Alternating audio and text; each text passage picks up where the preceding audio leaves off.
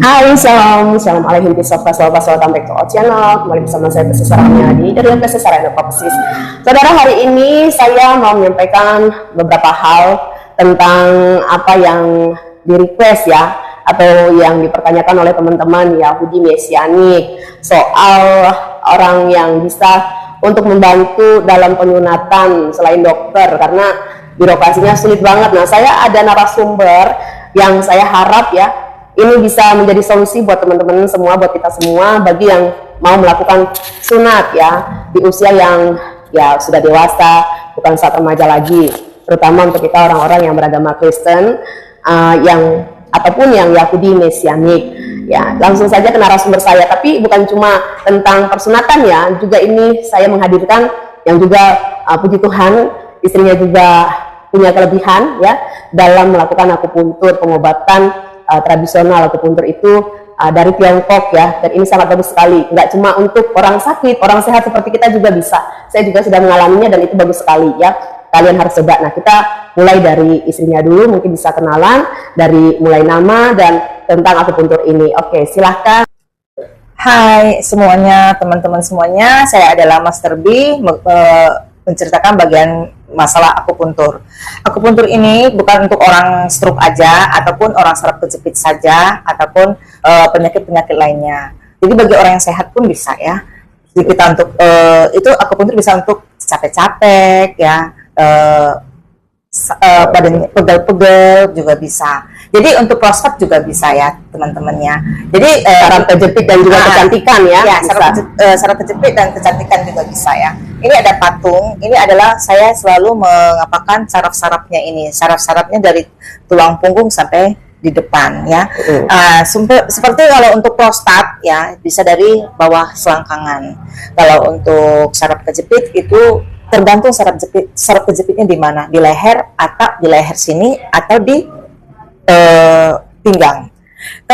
Biasanya kalau saya pernah kena saraf kejepit juga, saya antara pinggang dan pinggul ya. Itu kita harus tusuk dari belakang pinggang ini sampai ke pantat, sampai ke tulang paha ya. Terus sampai naik ke atas, sampai ke punggung sini. Jadi kalau untuk stroke juga begitu, kita harus tahu stroke-nya sebelah kanan apa sebelah kiri. Kadang-kadang stroke ini bisa setengah badannya mati, ya, tidak lumpuh, tidak bisa bergerak kembali, dan itu harus di akupuntur di sebelah kanan, yang umpama sebelah kanan nih yang kena, ya itu harus diakupuntur dari ujung tangan sampai ujung kaki sampai ujung kepala. Dari kepala sini kita akupuntur sampai ke bawah gitu. Jadi stroke itu harus cepat. Jangan sampai ditunggu sampai setahun, setengah tahun, itu jangan. Kalau bisa dalam berapa hari, umpamanya masuk rumah sakit 1 minggu, dalam 1 minggu itu pulang dari rumah sakit langsung di akupuntur, karena itu lebih cepat prosesnya, penyembuhannya lebih cepat. Apabila dilama-lamain, itu bisa agak proses penyembuhannya pun lama ya. Nah, sebelum lanjut ada 3 pertanyaan. Yang pertama, prostat itu apa sih? Terus yang kedua, stroke itu kalau misalnya ini kan udah cari susah-susah, dia kan nggak ada yang bisa, terus ternyata di akhirnya ketemu CC, boleh nggak itu dilakukan terapi atau penyembuhan secara akupuntur, kemungkinan untuk sembuh? Terus yang ketiga, tentang apa namanya tadi, itu dulu deh, tadi gue lupa jadi saraf kejepit. Ya, tentang saraf kejepit. Iya, saraf kejepit itu. Ya, kalau prostat itu penyakit untuk bagian laki-laki. Prostat itu seperti nanti kadang-kadang kencingnya agak susah ya, karena ada terjadi penyumbatan di saluran kemihnya, saluran kencingnya.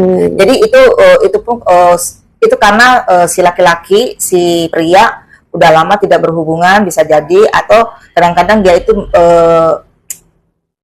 melakukan hubungan suami istri tapi cairannya tidak keluar, tidak klimaks, jadi menjadilah prostat. Prostat itu seperti wanita, kayak kanker serviks gitu. Tapi prostat ini bisa sembuh apabila di akupuntur.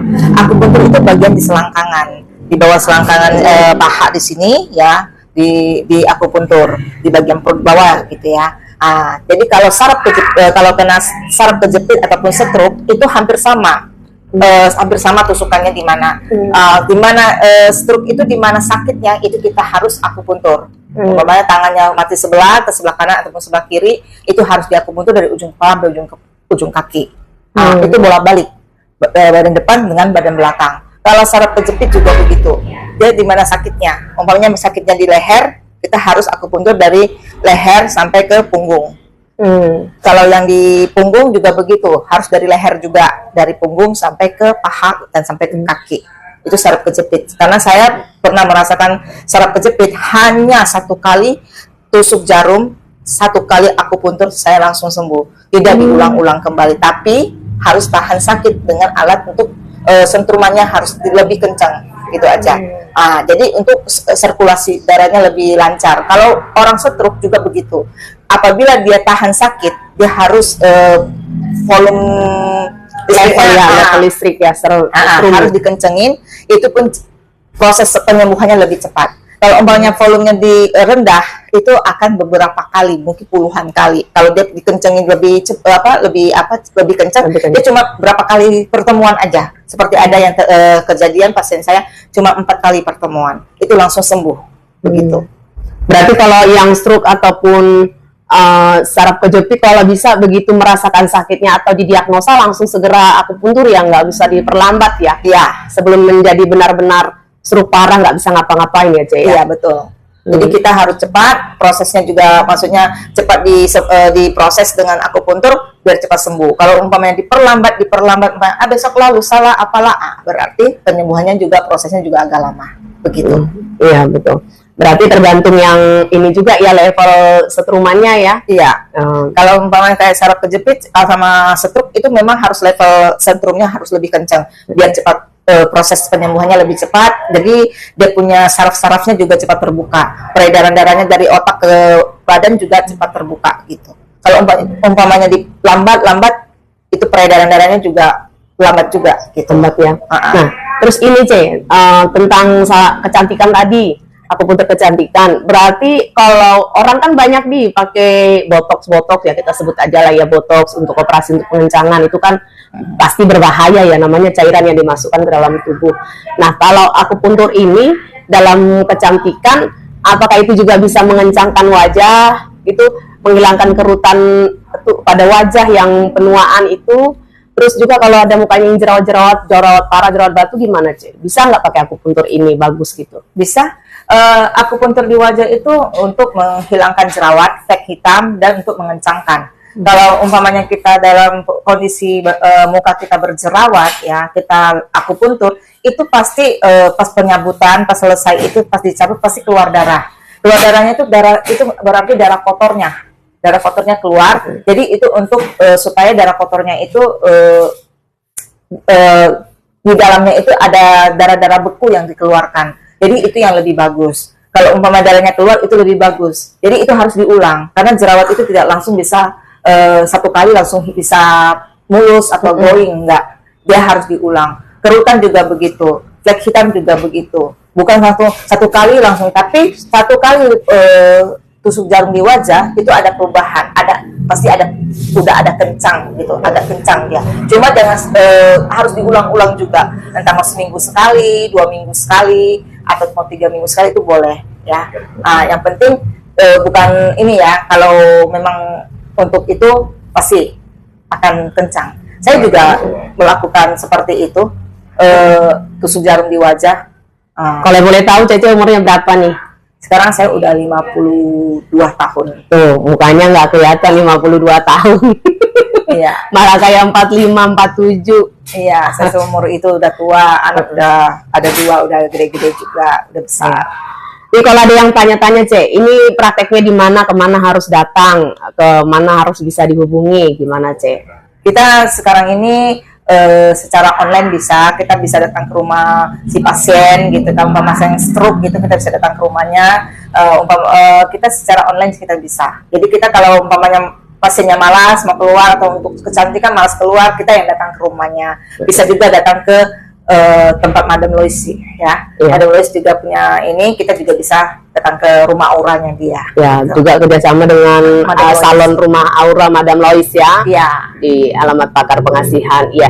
Nanti nomornya kita cantumin di sini aja ya, Ce ya, di Iya, dalam boleh. video ya. Iya, boleh. Sekalian alamatnya. Oke. Nah, ini dengan Cece Master, panggilnya Master ya, karena saya panggil Cece ya, kalian panggil Master lah, Master Master di ya pakar akupuntur. Jadi bukan cuma tentang kesehatan, tetapi dalam kecantikan juga ini pakarnya. Nah, sekarang kita ke suaminya yang adalah ahli dalam persunatan, nanti tentang hal itu juga boleh. Sama-sama akupuntur juga, tapi dia pakar dalam hal sunat menyunat. Oke. Halo Ko. Ya, halo. Gimana kabarnya? Sehat ya Ko ya? Sehat. Nah, perkenalkan diri dulu Ko. Saya Sinse Ferry dan juga seorang mantri. Ya, Ya, Ko Ferry ini dia mantri juga, dia punya sertifikat mantri yang memang diakui oleh negara ya, berbadan hukum juga teman-teman ya.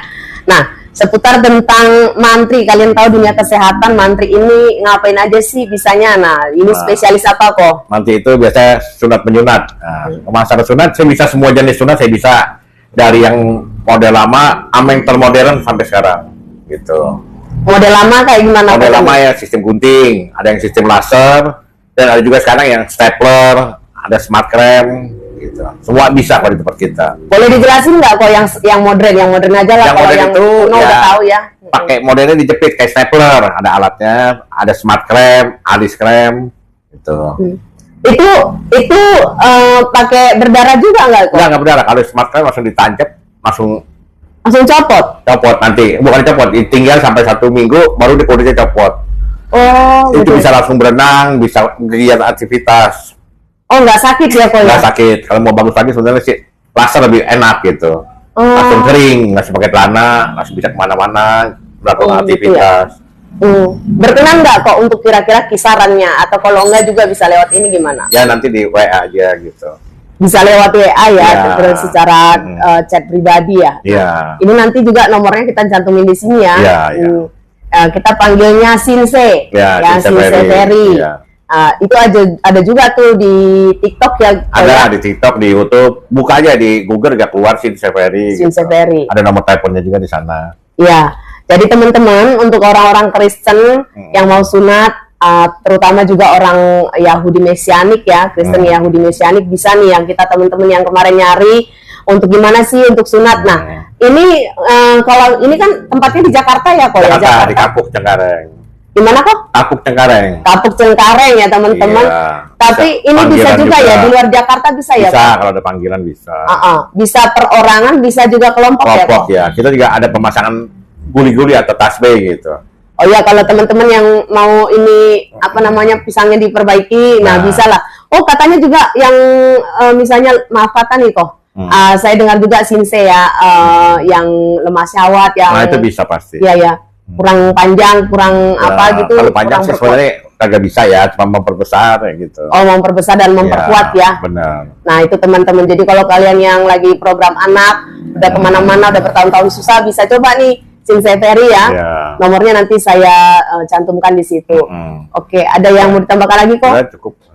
Cukup segitu saja. Oke, begitu dulu ya teman-teman. Untuk podcast kita hari ini, kiranya podcast ini bisa berguna untuk teman-teman semua, bisa di-share-share ke teman-temannya, diajak-ajak saudaranya, temennya ya, ataupun siapapun tetangganya, silakan ya, welcome. Dan ini bisa sampai seluruh Indonesia ya. Walaupun ini ada di Jakarta, mereka terima panggilan juga. Oke, begitu ya teman-teman. Ya, kasih. Ya, bless.